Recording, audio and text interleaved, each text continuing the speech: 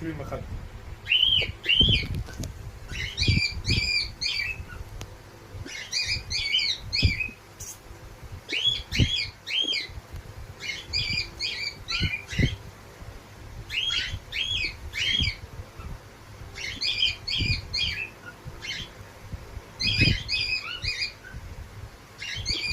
سوكا عبيطه،